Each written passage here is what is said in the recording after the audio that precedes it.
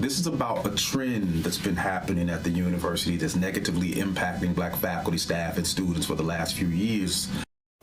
Tonight, local scholars and graduates are expressing concern about the University of Louisville's decision to pause the graduate courses in its own Department of Pan-African Studies. While the school has laid out its rationale for the suspension, one professor says he wants to convince them to reverse course. Wave News reporter Julia Richardson shares part of that exclusive interview tonight and one graduate's perspective on this unique experience. Julia. Jose, professors in the Pan-African Studies Department say they were blindsided by the university's decision, and they were given no warning before an email was sent out a couple of weeks back. Now, the university says it's a funding issue and a response to low enrollment, but for those involved with the department, it's about a lot more than just numbers. Dr. Ricky Jones is a professor in UofL's Department of Pan-African Studies.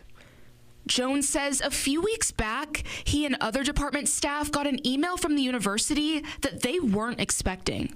Your program has been paused. It's being paused, and you'll have no graduate assistantships. The reaction for all of us was shock, really, because you don't do something that major by email. You have a conversation with the department chair. That conversation was not had. So he was blindsided, and so were we.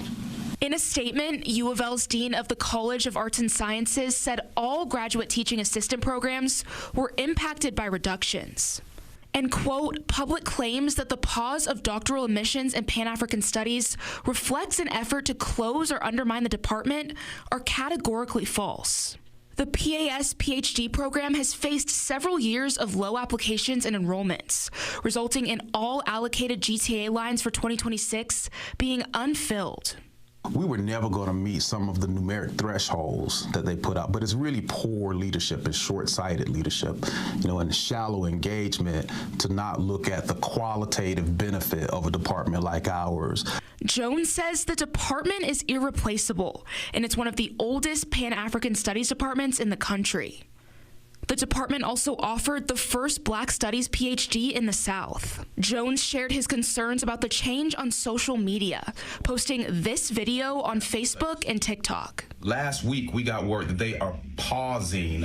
And support started pouring in from higher education institutions all over the country, along with former students. Most of all, what I loved about the department is that they make you feel like you're a part of a family. Why would you ever want to get rid of something like that? For Jones, it's not only about this decision, but a series of decisions that the university has made over the last couple of years. We don't know what's going to happen next, right? You wipe out the Commission on Diversity of Racial Equality. You wipe out the Black Faculty and Staff Association. You wipe out the Multicultural Center. You set up the Porter Scholars, which was set up to increase the enrollment of Black students at the school. It can no longer do that.